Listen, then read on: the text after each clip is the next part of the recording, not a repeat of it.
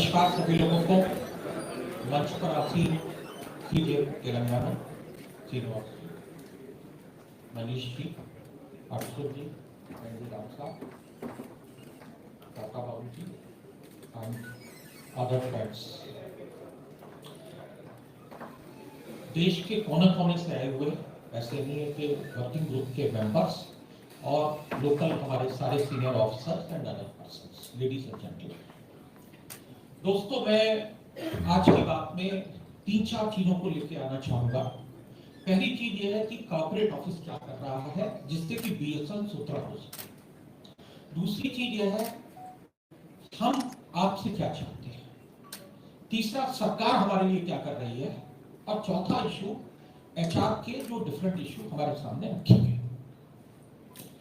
तो आज जो मैं देखता हूं कि बीएसएनएल में इन्वेस्टमेंट साइकिल जो पिछले 5 साल से लगभग रुका हुआ था, वो एकदम बहुत फास्ट मैनर में आगे बढ़ गया है।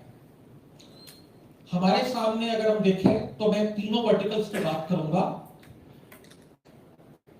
जो वायरलाइन बिजनेस में है उसमें हमारा सबसे बड़ा जो बिजनेस का प्रोडक्ट है वो एफटीटीएच था, जो कि बीएनजी की वजह से स्ट्रगल कर रहे हैं, शुरू कर दिया था।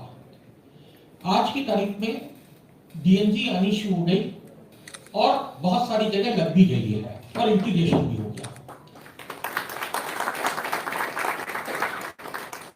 ये फर्स्ट फेज का जो ऑर्डर था वो हुआ है। अगर हमको कोई भी कैपेसिटी कंस्ट्रेंट महसूस होगा, जितनी तेजी से आप बढ़ेंगे, जितनी तेजी से ट्रैफिक बढ़ेगा, उतनी तेजी से हम बीएनजी और ऑर्डर करके इसमें लगवा देंगे, जिससे कोई कमी ना हो। दूसरी चीज थी, हमारा ट्रांसपोर्ट नेटवर्क बहुत सालों से ना अपग्रेड हुआ था, चाहे वो ऑप्टिकल फाइबर की बात करें, चाहे सीपेन की बात करें, ओटीएन की बात करें, सुपर एच की बात करें, सुपर कोर की बात करें। लगभग सभी चीजें 10 साल पुरानी, 8 साल पुरानी थी। आज की तारीख में इन्वेस्टमेंट साइकिल पूरी चीजों पे हो गया है। अगर मैं शुरू करूं तो सुपर कोर राउटर आज के 1 साल पहले, 1.5 साल पहले कमीशन हो गया। सुपर एज राउटर आने शुरू हो गए हैं, first lot on the way of receiving है। सीपेन जो सुपर एज का है लगभग 400 करोड़ का ऑर्डर है। 600-650 करोड़ का हमने सीपेन का ऑर्डर कर दिया है, जिसकी की सप्लाई अगस्त से आनी शुरू हो जाएगी। 30,000 किलोमीटर ऑप्टिकल फाइबर ऑर्डर कर दी गई, जिसमें 15,000 kilometre optical fibre field level पे पहुंच चुकी है और 15,000 किलोमीटर के लिए हम फर्दर ऑर्डर इसी साल में और कर देंगे। तो एक साल में लगभग 45,000 किलोमीटर ऑप्टिकल फाइबर नेटवर्क में लगाई जा सकती है। अब जब 45,000 किलोमीटर आ रही है तो बटने छोले कि उसको करने के लिए एफर्ट भी करने होंगे। मैं पूरे इस ऑप्टिकल फाइबर के बिजनेस को अगर देखूं तो 3 भागों में बांट के चलता हूं कि लगभग 1 से 1.5% हमें मेंटेनेंस के लिए चाहिए, 1% से 1.5% रिहेबिलिटेशन के लिए चाहिए। तो 2.5% मैं मान के चलता हूं कि 6 लाख 6.5 लाख किलोमीटर जो केबल है उसमें 17,000 से 18,000 किलोमीटर रिहेबिलिटेशन और मेंटेनेंस के लिए चाहिए और लगभग इतने ही किलोमीटर नए रूट को डालने, 4G सैचुरेशन को करने, फेज 92 को करने में हमें आवश्यकता होगी। पिछले 5 साल में अगर हम देखें तो किसी भी साल में हमने 5,000 से 6,000 किलोमीटर से ज्यादा ऑप्टिकल फाइबर नहीं डाली है। तो आपके लिए काम बड़ा क्लियर है कि 6,000 से अगर 18,000 पहुंचना है तो 3 गुनी स्पीड से हमको भागना पड़ेगा। इन्वेस्टमेंट तभी सार्थक होगा जब वो लग के हमें रेवेन्यू देना शुरू कर दे। अब आज अगर हम देखते हैं तो कोर नेटवर्क पे केवल एक ओटीएन का टेंडर है जो अभी हमने फाइनलाइज नहीं किया है। बाकी सारा ट्रांसमिशन सिस्टम को नए तरीके से लगाने के लिए चीजें खड़ी कर दी गई हैं, जिससे कि फील्ड में किसी इक्विपमेंट की कमी ना रहे। दौड़ना आपको पड़ेगा। बड़ा साफ गोली से मैं रखना चाहूंगा, क्योंकि मैनेजमेंट जो है वो एक लेवल तक चीजों को ले जा सकता है, बिना आपके द्वारा हाथ लगाए हुए और उसको आगे बढ़ाए बिना हम सफल नहीं हो सकते। अब बात आती है हमारे सामने मोबाइल की, क्योंकि अगर हमको नेटवर्क में कंप्लीट करना है अपने कंप्यूटर के लिए, तो बिना 4G के हम कंप्लीट नहीं कर सकते हैं। क्योंकि ये जैसे मैंने कहा, FTTH मेरा ठीक हो रहा है, मेरा ऑप्टिकल फाइबर नेटवर्क ठीक हो रहा है, मेरा ट्रांसमिशन ठीक हो रहा है, तो अगली ये सारी चीजें 8 महीने से लेकर 12 महीने में ठीक हो। इक्विपमेंट की हमको आवश्यकता आज नहीं बल्कि कल पीछे वाले और परसों पीछे वाले में आवश्यकता थी। सरकार का एक निर्णय था, उस निर्णय के अनुसार हमें कार्य करना हमारी जरूरत थी। अब उस जरूरत को एक, जैसे अफसुल साहब ने कहा कि मैं लड़के काम कर सकता हूं या मिलके काम कर सकता हूं, मैं उन्हीं के रास्ते पे चला कि लड़के कार्य करने के बजाय मिलके कार्य किया जाए सरकार से।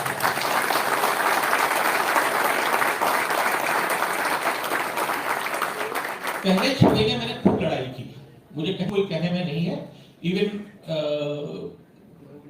प्रधानमंत्री कार्यालय से लेकर और नीचे तक मेरी काफी, जिसको कहते हैं कि कठिन शब्दों में बातचीत हुई, और लेकिन मैंने देखा कि सरकार का निर्णय फर्म है इस विषय में। अब अगर निर्णय फर्म है तो आप दीवार में सिर मारिए, एक तरीका तो आपके सामने यह है।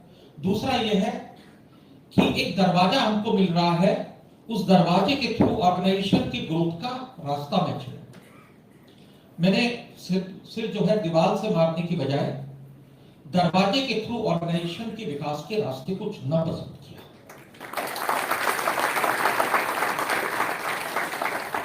और इस चीज को सरकार के सामने रखा कि सर, आप ये चाहते हैं कि हम आपकी पॉलिसीज को इंप्लीमेंट करें। जब हम ही नहीं होंगे तो ये पॉलिसी कौन आपकी इंप्लीमेंट करेगा?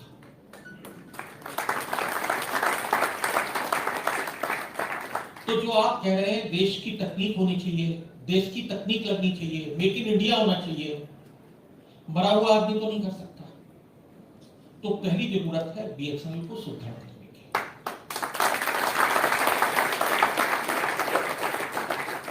उसमें सरकार ने हमसे कहा आप प्लान बना के लाइए और मुझे बताइए कि आप क्या कर सकते हैं। मुझे कहने में कोई इच्छा नहीं है, हमने जो मांगा वो सरकार ने किया है। जो मांगा, मतलब मुझे कहीं नहीं, किसी भी टेलीकॉम कंपनी के लिए 2 चीजों की सबसे ज्यादा जरूरत होती है। पहली जरूरत होती है स्पेक्ट्रम की। BSNL के अंदर केवल 2100 मेगाहर्ट्ज में 5 मेगाहर्ट्ज स्पेक्ट्रम था और करीबन 14 सर्किल में 2600 मेगाहर्ट्ज में स्पेक्ट्रम था। इसके अलावा कोई स्पेक्ट्रम हमारे पास नहीं था। 900 में जो आज की तारीख में हम 2G चला रहे हैं, 1800 में जो 2G चला रहे हैं, ये कोई स्पेक्ट्रम हमारे पास नहीं है। हम इलीगल काम कर रहे हैं, कोई स्पेक्ट्रम नहीं है BSNL के पास एज पर रूल। हमने जब अपनी बात रखी तो सरकार ने हमको 900 मेगाहर्ट्ज में स्पेक्ट्रम दिया और हमने जब पहला प्लान बनाया था तो 5 मेगाहर्ट्ज बनाया था।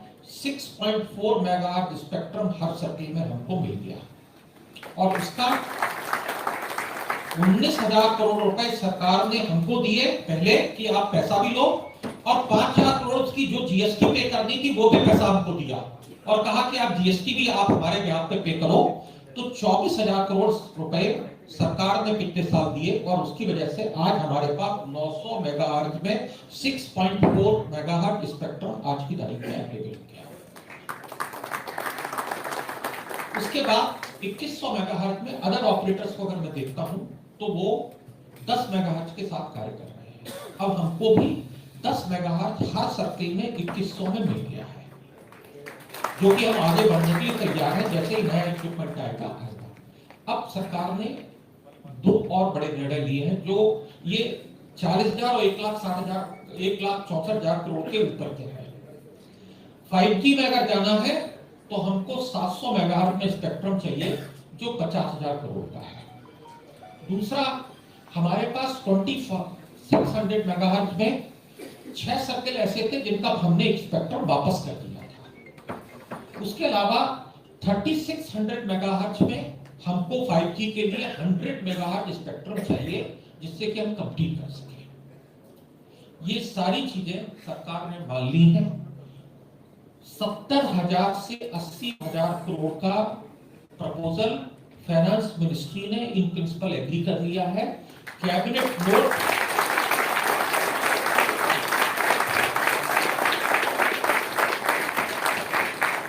बन गया है और मैं उम्मीद करता हूं कि अगले 10 दिन में माननीय मंत्री जी उस पर अपनी मोहर लगा देंगे और वो कैबिनेट में सबमिट हो जाएगी। तो किसी भी टेलको के लिए सबसे बड़ी बात होती है स्पेक्ट्रम।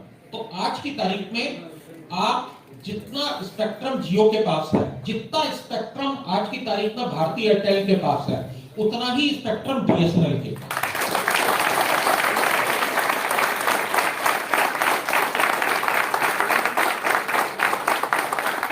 इसका मतलब है हाईवे पे उनका अगर हाईवे 4 लेन का है तो हमारा भी हाईवे 4 लेन का है।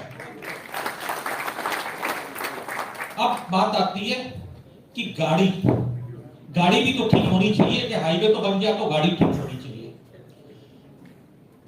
मैं कल तक मैंने कंफर्म नहीं किया था अक्सुल को कि मैं 100% आऊंगा तो नहीं आऊंगा। कारण यह था कि कर्नाटका के इलेक्शन की वजह से 4G के प्रोक्योरमेंट की फाइल डिफरेंट लेवल पे चल रही थी। कल माननीय गृह मंत्री जी ने मुझे रात को 9:30 बजे बुलाया और उस फाइल को उन्होंने अपने दस्तखत दे दिए।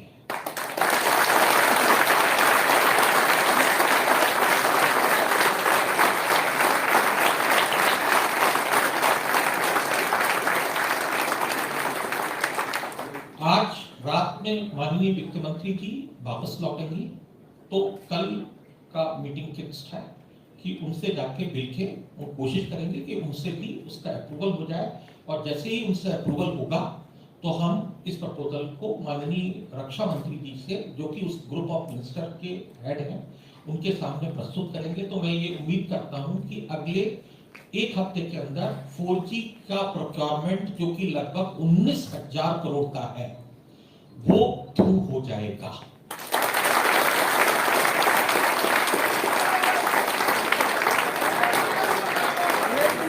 आगे बढ़ो, हम तुम्हारे साथ हैं। आगे बढ़ो, हम तुम्हारे साथ हैं। सीएम साहब आगे बढ़ो, हम तुम्हारे साथ हैं। सीएम साहब आगे बढ़ो, हम तुम्हारे साथ हैं। सीएम साहब आगे बढ़ो, हम तुम्हारे साथ हैं। और इस प्रपोजल में जब हमने 1 लाख साइट का प्रपोजल बनाया था तो उस वक्त तक इसकी कॉस्ट लगभग 13,000 करोड़ की थी और चूंकि उस वक्त हमारे पास ना 2500 मेगाहर्ट्ज था और ना हमारे पास कोई विजिबिलिटी 700 मेगाहर्ट्ज की थी। तो आज quality of spectrum and quantity of spectrum 700 megahertz spectrum आज की तारीख में भारती एयरटेल के पास भी नहीं है।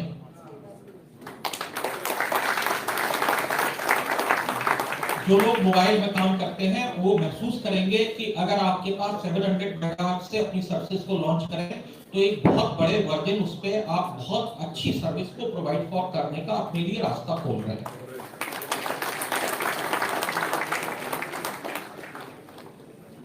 एक और जो बड़ी चीज मैं कहना चाहूंगा वो ये है कि सरकार ने 22,000 करोड़ का कैपिटल एक्सपेंडिचर करने के लिए हमको 4 साल के लिए सहयोग देने का निर्णय लिया था। तो आज की तारीख में हमारे पास अगले 4 साल तक रिसोर्सेज की कमी नहीं आएगी नेटवर्क में इन्वेस्टमेंट करने के लिए। और जो स्पेक्ट्रम का प्रपोजल हमने सबमिट किया है उसमें हमने सरकार से 6,900 करोड़ रुपए का सहयोग और मांगा है जिससे कि हम कम से कम 38,000 साइट्स पर 5G भी अगले 1.5 साल के अंदर जो जो स्पेक्ट्रम और जो टेक्नोलॉजी 4G में हम ले जा रहे हैं वो सॉफ्टवेयर डिफाइंड रेडियो है। इसका मतलब यह है कि वो 5G NSA और SA दोनों के प्रति कॉम्पिटेबल है और केवल 2.5 से 3 लाख रुपए में वो साइट 4G से 5G हो जाएगी।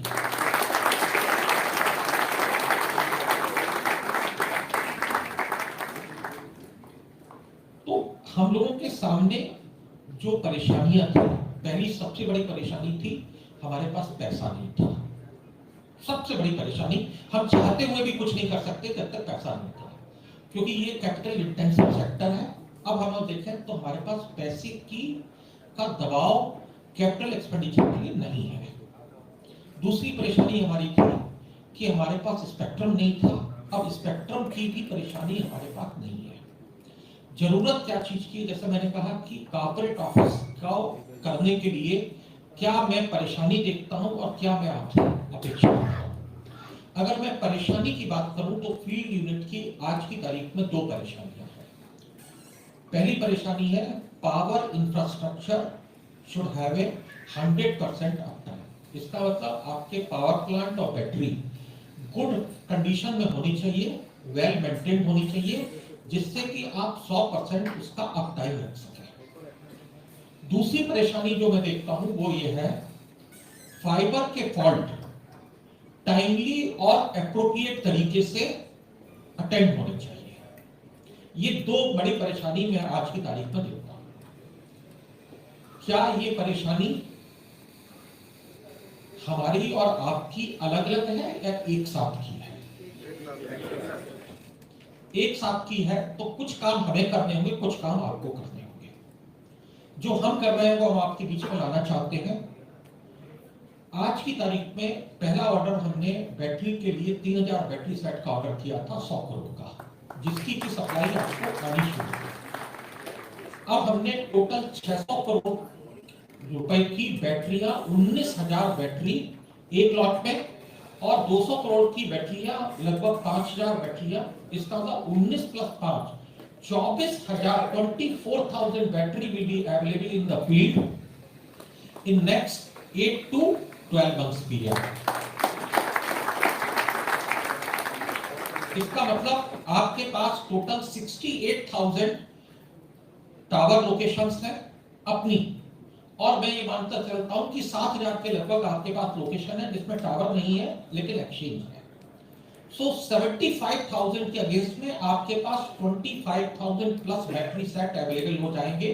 That means 1/3 of the sites are there where battery requirement may be there, you can address it.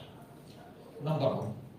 Number 2, I find battery is not a problem, cause is power plant not the battery. Battery is an outcome of a bad maintenance practice and problem is power plant. So now we have gone the centralized procurement at the corporate office, in which the card repair module for charges has been discovered from the tender. So that substandard work which is taking place by a local person and which is impacting the charging capacity of the power plant is getting eroded, which we are going to address in next 1 month. 30,000 modules we are going to purchase, so that wherever there is a module is faulty, not proper, underworking, that can be changed so that the battery should remain in a healthy condition. 10,000 power plant are going to be purchased, where these are the numbers which are outdated, life expired. At the same time, wherever the module is faulty, we will get it attended one time. Now that is my role, what I look from you. That is also I want to say, unless until we maintain our system beautifully like our own house, irrespective of investment, it is not going to sustain. If we don't care what has been there, we will not be successful. Batteries, I am finding even before 2 years, they are becoming useless. Why? That means either we are not proper maintaining them, we are not taking the measurements of that, not taking corrective maintenance, nobody is visiting the exchange at the senior level to look into, and the JTOs and SDs and AGM and DGM who are here, they are the people who are the custodian of these assets one way or other, including my GMs. So very clearly, this investment can come one time, it cannot come on a repeated manner.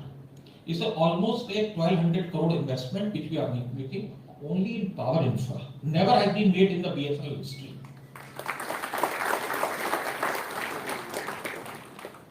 क्यों मैं कर रहा हूं, उसका कारण भी है.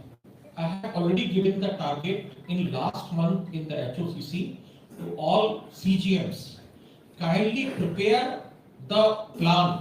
In 3 months to 6 months, we have to reach a 99% uptime of all network elements. That is my ask, and that is a non-negotiable. So I asked my CGMs very clearly, all CGMs, कि you prepare BA-wise plan, OA-wise plan. So by 10th of this month, you submit the plan. What is your requirement? आपको optical fiber चाहिए, मिलेगी. आपको vehicles as per norm चाहिए, मिलेगी. आपको test tools चाहिए, मिलेंगे. स्प्लाइसिंग मशीन चाहिए, मिलेगी. OTDR चाहिए, मिलेगी. लेकिन मुझे 99% अप टाइम चाहिए. तो मैं बड़ा क्लियरली इस फ्रंट पे कहना चाहूंगा, if I am doing my job then I will ensure you do your job. My words may sound harsh, but this is the message which I want to communicate through all of you. If we want to make the BSNL strong, there is only one way. Change our construction practice and change our maintenance practice. It is not about the money. I can put 1 lakh crore, but if we continue to do the work like we do today, this organization will never flourish. So today there is a need through this forum which I want to communicate very aggressively and very clearly. Please own the organization in terms of its assets, in terms of its customer, in terms of its revenue. So investment is coming.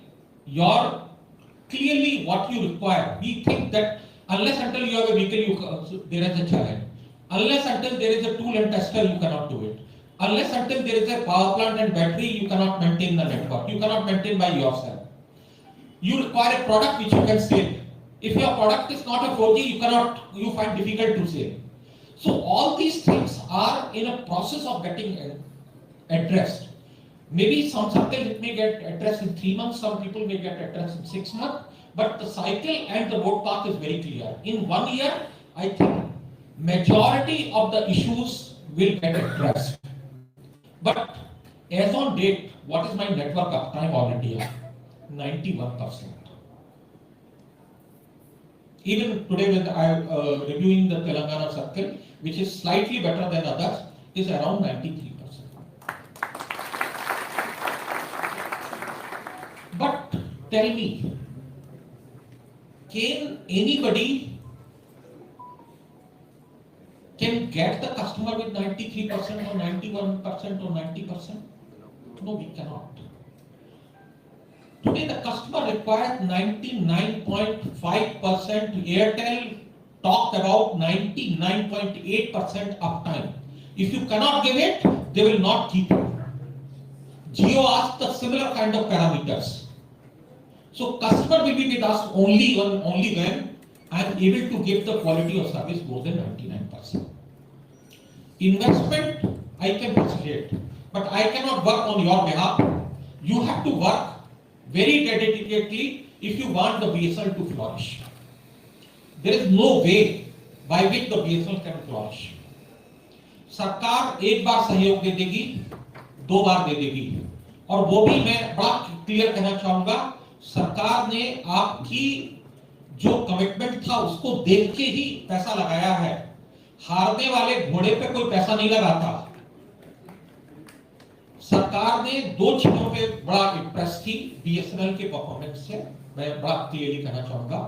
एक तो जब BRS हुआ तो हर व्यक्ति apprehensive that this organization will go in complete slide, because any organization where more than 1 lakh people are moving away in an organization in single day, then keeping the ship stabilized is itself a big challenge, and that has been done by all of you.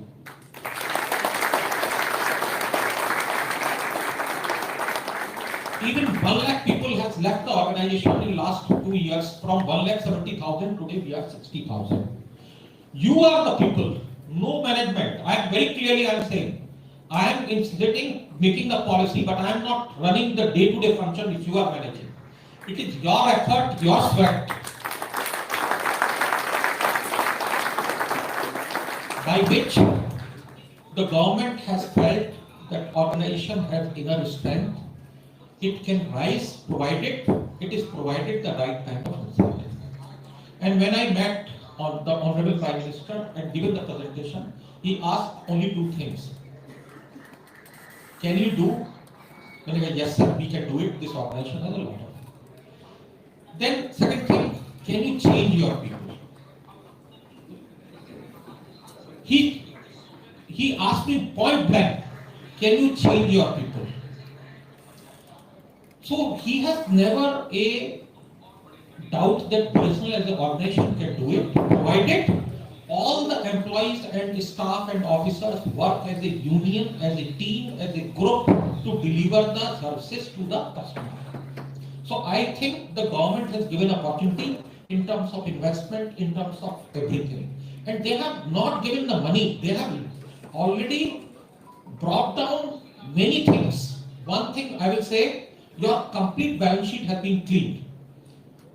Yesterday was the board meeting in which 26,000 crore capital infusion has been right issue. I have issued for the government to give the 26,000 crore investment in BSNL so that all the past dues of license fee spectrum can be paid. And there is no cost to BSNL where we have not paid the license fee spectrum for years together, because our financial condition was not there. And I am getting nearly 5,400 crore in terms of GST, which I am utilizing for my payment of GST, which I do it. Today, government is want to support us, government want to take forward. Only thing is that the investment should be done prudently, intelligently, with good planning. That's the point number 1. Where to be done the investment? Where the revenue is likely to come. Revenue is the only criteria we should look at. Either I should get market share in terms of customer, or we look at the revenue market share in our sector. If I look very clearly and I look support from all of you, bringing the change, fundamental change in the work culture in BSNL. Why I am saying that? There are outstanding officers and outstanding and very outstanding officers. But there are many people who are outstanding otherwise but doesn't own the organization in the similar passion. Unless until you have the passion, you will not be able to deliver with the similar kind of things. My humble request is that IPMS is not a tool to punish. IPMS is not a exercise by the management to deny your promotion. Very frankly, I put it.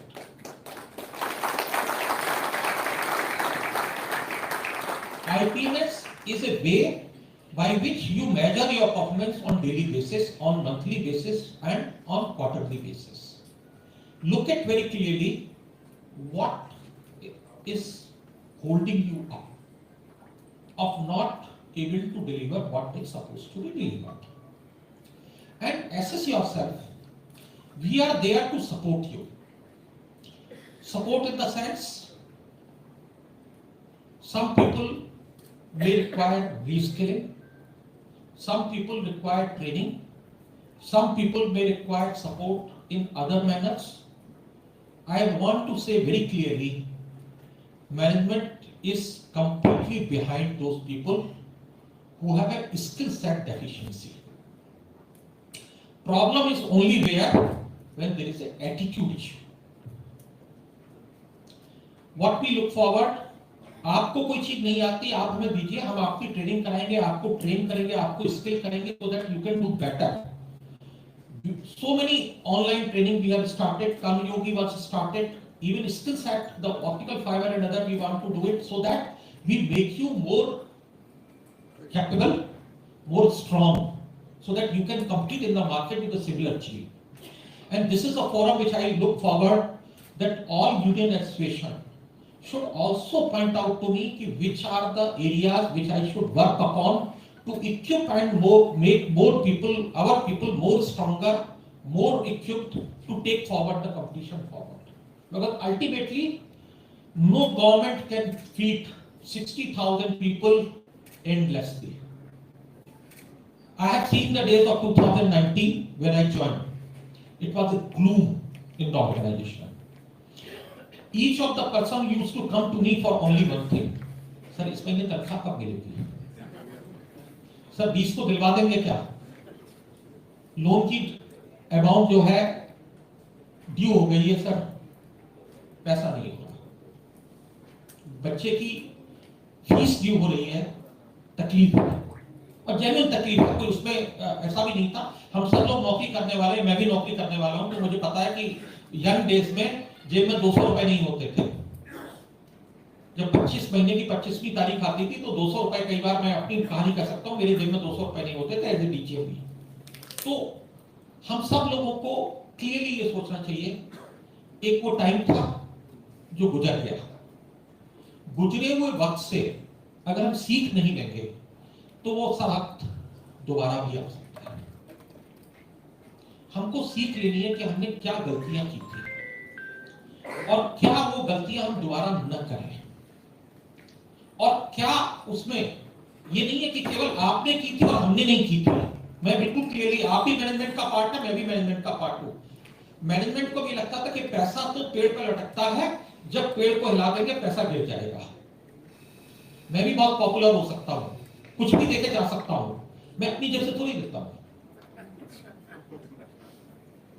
भाई। अगर मैं यहाँ पे कोई घोषणा करके जाऊं तो 5,000 करोड़ की भी कर दूं, 10,000 करोड़ की भी कर दूं, क्या मेरी जेब से पैसा जाता है? नहीं। किसका पैसा? आपका पैसा। नाम किसका? सीएमडी का। तो ताली बजवा लूं या आपके लिए अच्छा काम कर जाऊं? दो में से एक ही चॉइस है। तो मेरा अपना मानना है ये वक्त है जहां हम कंसोलिडेट करें, अपने ऑर्गेनाइजेशन को स्ट्रॉन्ग करें। पॉपुलर होना किसी भी पर्सन के लिए, देखिए सीएमडी या डायरेक्टर आधे नेता हो जाते हैं क्योंकि उनका जॉब उस तरह का है। मैं पूरा नेता बन सकता हूं,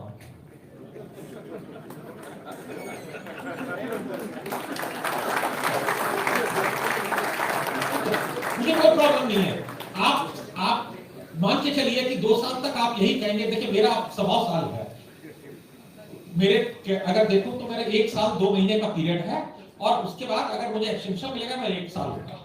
मैं कुछ नहीं करूं तब भी मैं 1 साल 2 महीने आराम से काट के जा सकता हूं, ठीक है। लेकिन उसकी कॉस्ट कौन पे करेगा? मैं नहीं पे करूंगा। मैं बहुत पॉपुलर होकर जा सकता हूं, मेरे पास तो पता है कि अगले 4 साल तक मेरे पास खूब पैसा है, मैं फूंकू और बहवाई लूं, आपके कंधों पे जो है आप मुझे उठा के ले जाएंगे, लेकिन मैं आपको मीठा जहर के खिलाऊंगा। मैं बिल्कुल क्लियर हूं, पहले दिन से मैं बहुत कटु बोलता हूं। ये शायद यूनियन के लोग, स्टाफ के लोग कह सकते हैं मैं बहुत कटु बोलता हूं, क्योंकि मेरा मानना है कि अगर मैं सच्चाई को कटुता के साथ नहीं बोलूंगा तो मैं मीठा जहर दे रहा हूं। और मीठा जहर किसी के ऑर्गेनाइजेशन के लिए सबसे खराब स्थिति होती है, क्योंकि आपके सामने एक अच्छी प्रेजेंटेबल बड़ी अट्रैक्टिव पिक्चर बनाई जाएगी और उसके पीछे एक कंप्लीट खोखलापन होगा, और उसकी कीमत जो पिक्चर के सामने है उसको नहीं पे करनी है,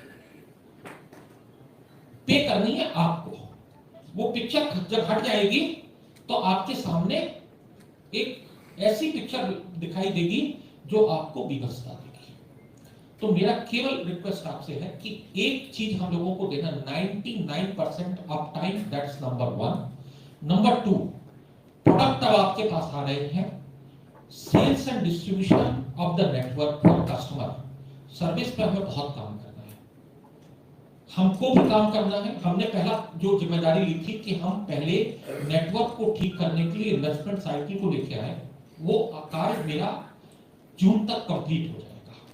अब मेरा क्लियर एक कार्य होगा कि अपने सेल्स एंड डिस्ट्रीब्यूशन नेटवर्क को, कस्टमर सेंटर्स को और कस्टमर इंटरफेसेस को इंप्रूव करूं, जिससे कि जो एक्सपीरियंस है कस्टमर का वो इंप्रूव कर सकूं। और फील्ड को मैं जिम्मेदारी देता हूं कि नेटवर्क अप टाइम आप 99% मेंटेन करके चलेंगे और स्माइल के साथ अगर सर्विस करेंगे तो बीएसएल को कोई पछाड़ नहीं सकता है।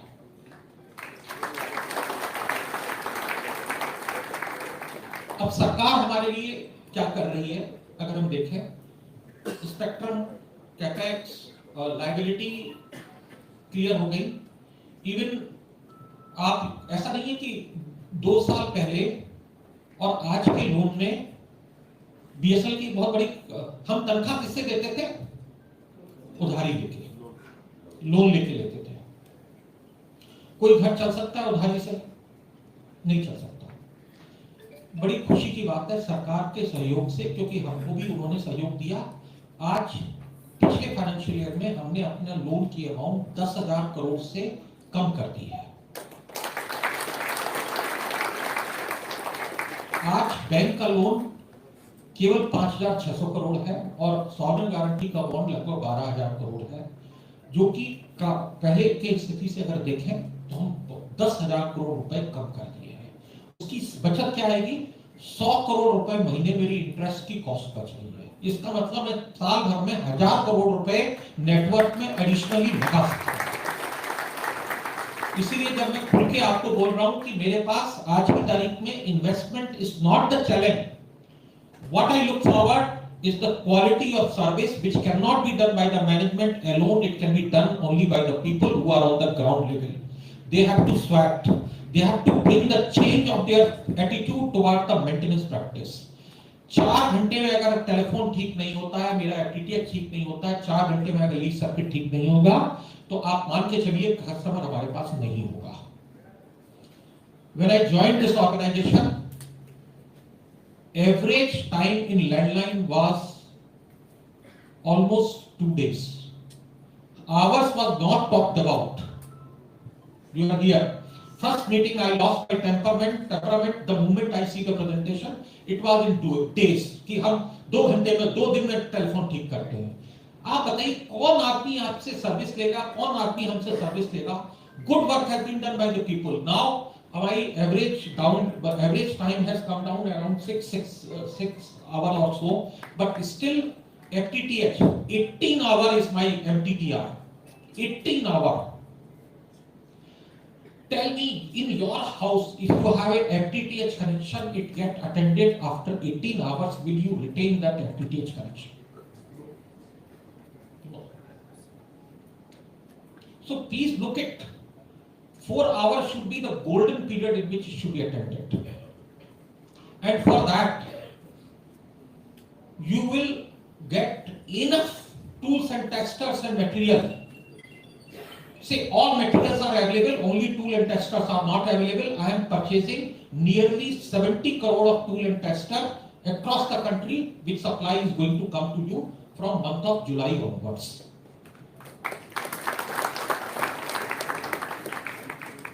तो हमें अपनी प्रैक्टिस बदलनी पड़ेगी। दूसरा एस्पेक्ट है सेल्स को बेहतर करना। देखिए, आपका कितनी भी अच्छी दुकान में सामान हो, अगर हमको बेचने की कला नहीं आती, उसको हम सजा सवार के नहीं रखेंगे तो खरीदार नहीं आएगा। आप भी उसी दुकान में सामान खरीदने जाते हैं जहां थोड़ा सा अट्रैक्शन दिखाई देता है, वहां पे जो व्यक्ति मिलता है वो बहुत अच्छे से बात करता है, बहुत अच्छे से हमको वेलकमिंग करता है, उसी के पास आ जाते हैं। तो हमें सर्विस विद स्माइल, अगर हम कहीं डेफिशिएंट भी हैं सर्विस में, तब भी हम अपने कस्टमर को इज्जत से बातचीत करके उस चीज को रखें तो एक बहुत बड़ा बिजनेस निकल सकता है। पब्लिक में बीएसएनएल के प्रति बहुत लगाव है। I am saying very clearly from my experience, people want BSNL to be successful.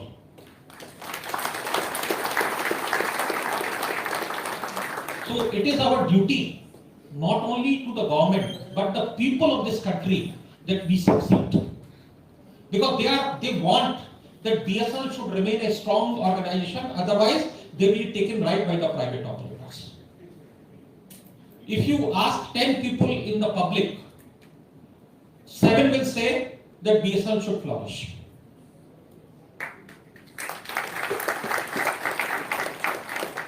So clearly the goal for us is quality of service, the service with a smile, timely attending of everything, and very clearly we have to be alive to the needs of the people who are looking forward. We should not look only the technology part, we should look at the customer part, how the customer is feeling, how customer want my service to do. And interacting with the customer is very essential. 2 or 3 aspects I would also like to touch. Corruption दीमक की तरह है, कारण मैं इस चीज को बड़ा खुल के कहता हूं और बड़े 10 रुपए पाने के लिए हम ऑर्गेनाइजेशन का 1000 रुपए पानी में बहाने के लिए तैयार है। क्या तनख्वाह हमें कम मिलती है? ऐसा नहीं है। और कुछ लोगों को जो करप्शन कर रहे हैं उनकी अगर हम आंख बंद करके बैठ जाएं और उसका नोटिस न लें आपके आसपास, तो हम भी ये मान के चलेंगे कि हम भी उसके लिए कहीं ना कहीं जिम्मेदार हैं। गलत निर्णय तभी होते हैं जब उसमें वेस्टेड इंटरेस्ट होता है, तो हमको वेस्टेड इंटरेस्ट से ऊपर उठना पड़ेगा। 1000 रुपए ऑर्गेनाइजेशन के हम उस व्यक्ति के हाथ से छीन रहे हैं जो उसका निश्चित रूप से हकदार है। So integrity in decision making, time period of decision making, faster decision making is a requirement. हमारी तरफ से सारे स्टेप्स आज की तारीख में management want to be transparent. मुझे नहीं लगता कि पिछले 2 साल में किसी भी सीएमडी ने इतने स्टेप्स लिए होंगे कि जिससे सिस्टम को हम ट्रांसपेरेंट करें। ई ऑफिस पहला एक स्टेप था। आज की तारीख में फाइल खोती तो नहीं है,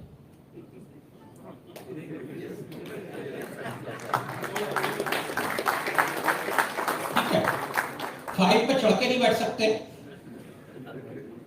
अगर आई है तो निकालनी तो पड़ेगी और साहब को अपने हाथ से लिखनी पड़ेगी, टाइप करना पड़ेगा।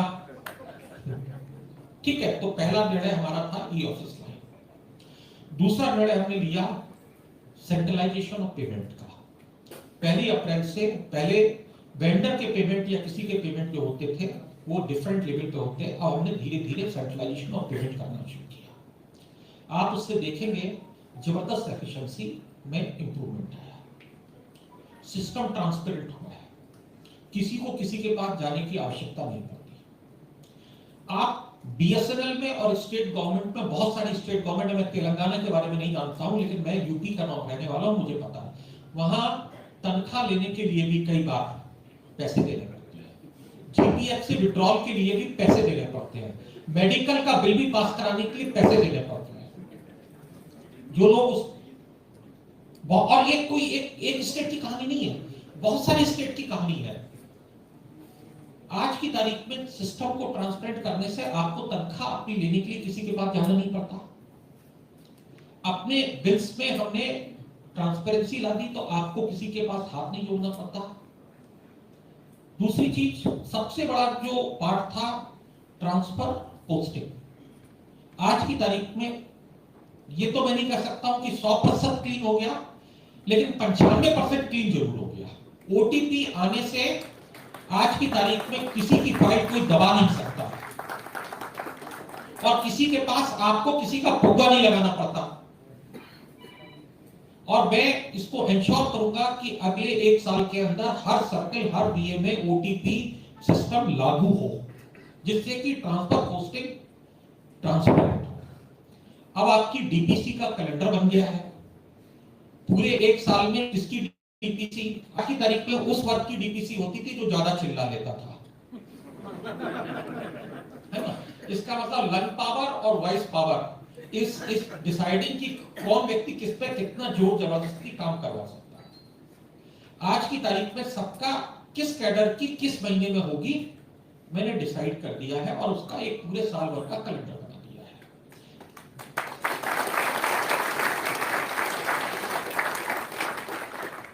इंटेंट ये है आपको अपने काम के लिए किसी के सामने नमस्ते न करना। आपका ड्यू आपको मिलना है, नियम के अनुसार मिलना चाहिए, पौगे के थ्रू नहीं मिलना चाहिए। ट्रांसफर में कितनी भी तुम पौगा लगा लो, मेरे पास अगर आता है मैं किसी का ट्रांसफर कैंसिल नहीं करता। ठीक है, मैं 3 महीने के लिए अगर बहुत कोई बहुत किसी कैबिनेट मिनिस्टर को मेरे कमरे में लाके उठा दे तो 3 महीने के लिए मैं रोक देता हूं। मैं बेटा 3 महीने कितने 3 महीने तू दौड़ेगा, मैं किसी का ट्रांसफर कैंसिल नहीं करता अपनी कलम से। इसलिए नहीं, मेरा अपना मानना है कि ऑर्गेनाइजेशन की हेल्थ के लिए बहुत जरूरी है कि व्यक्तियों का ट्रांसफर होना चाहिए।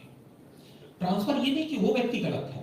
मैं अपने अनुभव से कह सकता हूं, अगर आप 3 साल काम कर लेते हैं किसी भी जगह पे, 4 साल काम कर लेते हैं और आप सीनियर पोजीशन पे या मिडिल लेवल पे काम करते हैं, आपके बाइसेस क्रिएट हो जाते हैं। मैं एक्स व्यक्ति को अच्छा मानने लगता हूं, वाई व्यक्ति को मैं अपने परसेप्शन से बुरा मानने लगता हूं। तो वो व्यक्ति जब कमरे में घुसता है तो मेरा एक परसेप्शन होता है उसके बारे में, ये अच्छा है ये बुरा है, पहली चीज। दूसरी चीज, हम गलती करते हैं, हम सब। एंड मेरा अपना अनुभव ये है कि मैं अगर एक जगह पर रहूंगा तो मैं साल भर में 4 गलती जरूर करूंगा। नेचर, आप 100 निर्णय लेंगे तो 4 भी सही हो सकते हैं, 4 गलत होंगे। Then you become a hostage of that decision. If you change the place, you are going with a clean slate. That means you can run the organization in a new, in different manner. So transfer is not punishment to that person, or it is intended to punish anybody. It is a way by which the efficiency can be brought out. Number 2, there are circles which are doing wonderfully well. There are certain circles which are very poor so far as the network practices are concerned. There are circles within the BSNL which are maintaining more than 99% of time. Consistently. Not 1 month, 2 months, 3 months. And there are circles where uptime is less than 80%. It's same BSNL. Some things are contributed by environment, but many things are contributed by the culture. When you go out, meet different people, then you learn and relearn what is good, what is not so good. You come to the southern part of the country, you will find a very different culture. You go to X part of the country, you have a different culture. When the people move from one culture to another culture, they bring the best practices, they bring the good habits of one place to another. Reckless transfer is not my interest, but I want the change should take place. But transparency should be there. It's not a pick and choose kind of a policy. So far as the various issues which have been put to me, some of the issues I will certainly like to touch upon. Promotion. If you look at last year, every single cadre in which the promotion can be done, it has been done except 2 cadres. Nobody can say in my cadre if there is a vacancy and he has not been promoted, except 2 cadre. One is AO to CO and second is AGM to DGM. Why it has not happened is in the notice and knowledge of everybody because of the court cases. So my message is very loud and clear in 2023 as well. I will ensure every single post where promotion can take place, it should be done irrespective of cadre, 100%.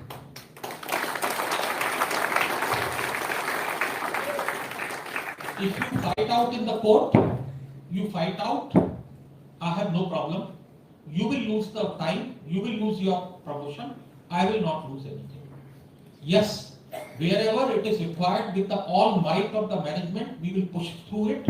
And last 2 cases which are there, the Seva is very well aware, the kind of strong push has been given from our side that these cases get settled quickly so that the promotion can take place. And I am always open to listen. It is not that I don't listen. There are two very important decisions which I say when MSSR was notified. I think I had two meetings with almost all union association in my room, and it was more than 2 hours meeting. Many suggestions I have accepted from them, and particularly I am aware both SEWA and SNE has given me more than 3 pages of representation. I have gone through each and every line of that. And open forum I discussed with them. Taken the calls which I perceived is good for the organization, and many changes we brought out. Number one change which we brought out is the quantum of LIC percentage was brought down, just so that the people can move in a manner. Disruption should not take place in a big manner. That's number one. Number two, there was a aspect which was brought down that a lot of people will not be eligible. So what we did, we bring a eligibility condition in a relaxed manner for residency so that more and more people can participate in the competitive examinations. That's number one. Similarly, the fast promotion can take place to the people who are in seniority cum fitness also. So 2022, except to cadre, 100% promotion has been done. And 2023 also, I am very clear, I will push for promotion to every single person with the post as per norms is available. Now, JTU to SD was the one cadre. There was some problem because of the recruitment rules were not there. The moment we get the opportunity, we have get the recruitment rule also notified for SD and equivalent period. And this is one area where already the VC has been asked.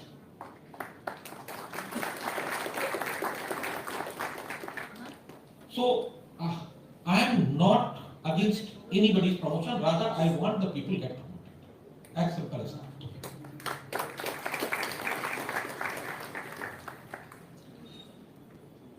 So far as the issues of SEWA is concerned, I can say 2-3 things on that. Number one, wherever the court cases are there, we are very strongly defending them so that these can be settled and promotion can take place, duly taking into account the views of SC and ST employees in the system. Last promotion in AGM cadre has been done by a concept of own merit, which was not happened in many cases. Third, we are fully committed on one aspect, that whatever constitutional provisions are there, they not only be ensured to be implemented, but they should be protected in fullest manner in true spirit.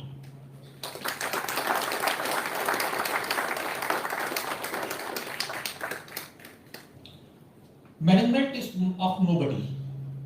I am neither for Group A, nor Group B, nor Group C, nor Group D. Neither I am belong to any caste, creed or community. My job is to see whatever the rules and regulations are there, they should be implemented in transparent manner. When I was talking to transparency, we are also taking various steps to bring the organization a greater financial discipline. आज की तारीख में inventory is one area where a lot of reform is required. Very strong message has been given by the corporate office that 31st May, 100% verification of inventory should take place, and inventory will be 100% digitalized so that the decision making can be faster. We will continue to do digitalization and automation as much as possible. If I have to invest 100 crore rupees for automation, I will not hesitate, because I get a return of 1000 crore if I invest 100 crore, because everything which is being done, good for transparency, it takes forward the things in a very, very big manner. Couple of issues which have been put to me, laptop issue, mobile handset issue and other thing, we will certainly look into in this. Yes, JTO Civil and Electrical, yes, I am aware. The people in the telecom stream, if I look, majority of the people are within 10 years are getting the promotion from JTO to ST. But in the civil and electrical, these numbers are very large, and still the stagnation are there. We will work to see what can be done, but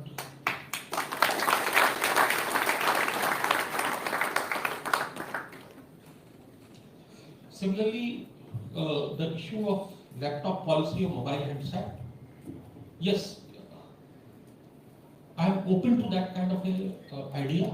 Intent is the people who are working, they should get it, but organization has to move in a manner, in a gradual manner. I cannot do it everything in one go because I also have a limited resources. So I will be open to that idea. What is the policy which has been created for GM? It should come slowly down also, so that the people should become more capable to deliver the services to the people. Because you require tools in your hand to deliver the service.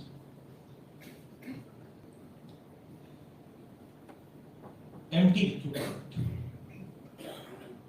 Against all odds, management was very firm from the day one. Merit is the way by which the organization should go. I am a firm believer of one aspect. Best should be recognized as best, and only then the more and more people become the best.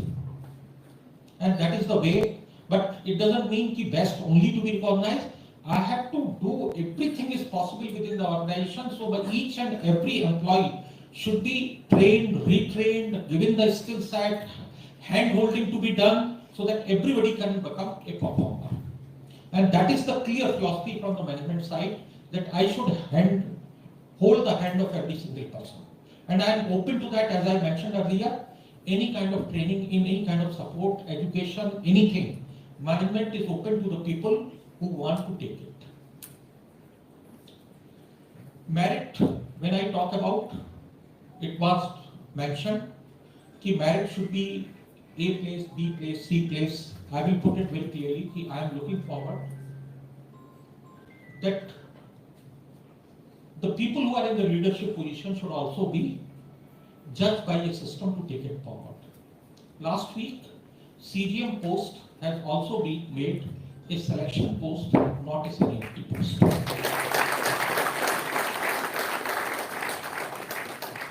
Intent is very clearly, when we are looking for merit, then merit should not be only in one grade, one class, one people. It is across the stream should be looked into, that the best people should lead the organization, so that it should become more transparent, more good, more equity. If we, lastly, I conclude what the future of BSNL is. I think BSNL is in a cusp of history in which we can make this organization what we want to make it. Why I am saying that? All raw material is available.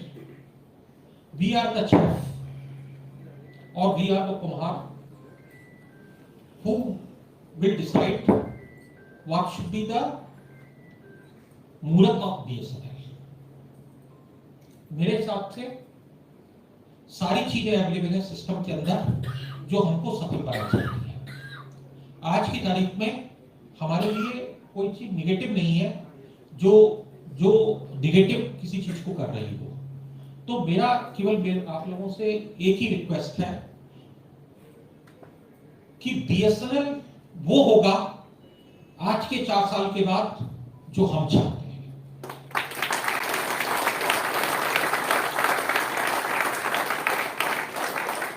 अगर कोई मूर्तिकार या कुम्हार ये सोचे कि अपने हाथ से वो अगर चक्के को न घुमाए और मूर्ति का शेप न दे तो कुल्हड़ बन जाएगा, नहीं बनेगा।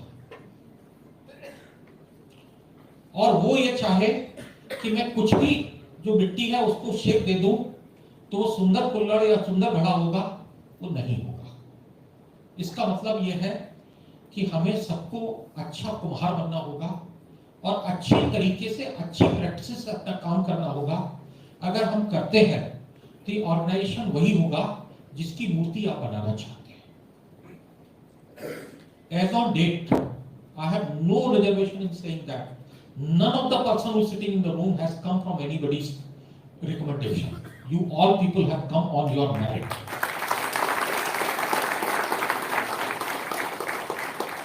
So none of you and none of the person sitting on this dais are the people who have been promoted by somebody as a matter of favor.